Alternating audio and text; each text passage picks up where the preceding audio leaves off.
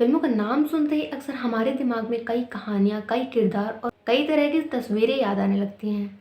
और कुछ किरदार और उनके डायलॉग्स इतने आइकॉनिक होते हैं कि उन पर ज़माने को कोई फ़र्क नहीं पड़ता, बल्कि उन्हें हर पीढ़ी के लोग याद करते हैं। जैसे फिल्म शोले में गब्बर सिंह का वो डायलॉग, कितने आदमी थे। कहा जाता है कि फिल्में हमारे समाज का आईना होती हैं, क्योंकि ज़्यादातर लोग फिल्में देखकर प्रभावित होते हैं और उसके किरदारों जैसा बनने की कोशिश करते हैं। एनिमल और उसके जैसी अन्य फिल्में हमारे समाज को गलत तरीके से प्रभावित कर रही हैं। इस प्रकार की फिल्में स्त्रियों के प्रति हिंसा को प्रोत्साहित कर रही हैं। दोस्तों, समाज का चेहरा दिखाने के अलावा फिल्में समाज में प्रचलित बुराइयों और अंधविश्वासों के प्रति लोगों को जागरूक करने का काम करती हैं। इसके अलावा भारतीय सिनेमा ने भारतीय मूल्यों की भी स्थापना की है। 90s तक की हर फिल्म में ये बात कॉमन होती थी कि फिल्म के अंत तक आते आते विलन की हार होगी।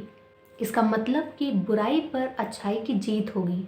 लेकिन 21वीं सदी में ऐसी फिल्में धीरे धीरे आने लगी जिसका मुख्य किरदार ही नेगेटिव होता है। और सबसे बड़ी बात यह है कि इस किरदार को इस तरह से गढ़ा जाता है कि आम जनता को उस किरदार से सहानुभूति भी होती है।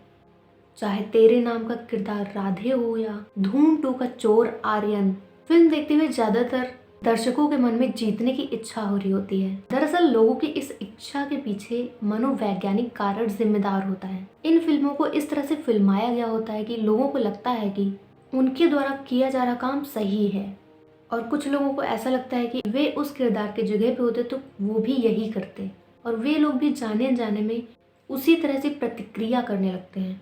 जैसे देशभक्ति वाली फिल्में देखने पर हमारे मन में देश के प्रति देश प्रेम उभरता है, उसी तरह से आजकल की फिल्मों से दर्शक गलत और अनएथिकल तरीके से प्रभावित होने लगते हैं, और ऐसी भावनाएं देश को एक साथ ही पतन की ओर ले जा सकती हैं। आजकल की बन रही फिल्में डायरेक्टली या फिर इनडायरेक्टली हिंसा का समर्थन करती हैं।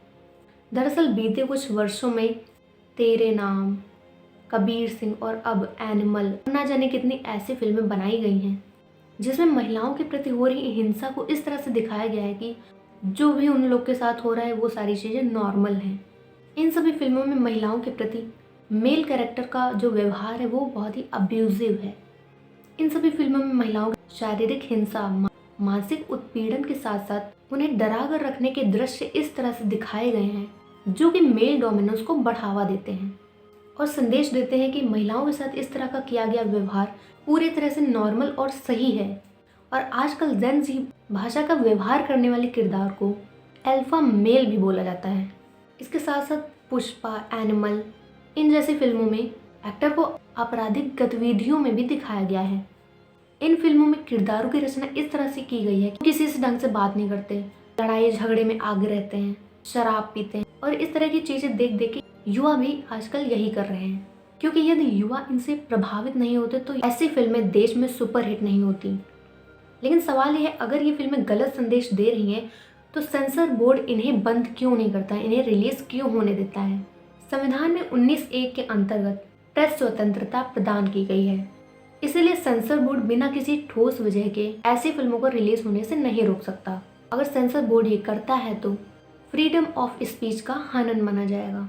सेंसर बोर्ड नियमों के अधीन ही काम कर सकता है, इसलिए ये तो स्पष्ट है कि सेंसर बोर्ड ऐसी फिल्मों को बनने और रिलीज होने से नहीं रोक सकता। निष्कर्ष के तौर पर हम ये कह सकते हैं कि ऐसी फिल्मों का बंद होना बहुत ही मुश्किल है, और ये पूरी तरह से फिल्म निर्माताओं के विवेक के ऊपर निर्भर करता है कि किस तरह की फिल्म बनानी है। हालांकि फिल्म हमें कैसी देखनी है ये तो हमारे ऊपर डिपेंड करता है, क्योंकि बहुत सारी फिल्म सीरीज तो OTT पर भी रिलीज होती हैं जिनको सेंसर बोर्ड भी नहीं रोक सकता है। सो दोस्तों, अगर आपको ये वीडियो पसंद आया हो तो प्लीज़ वीडियो को लाइक कीजिए और मेरे चैनल को सब्सक्राइब कीजिए। तो जल्दी मिलते हैं नेक्स्ट वीडियो में।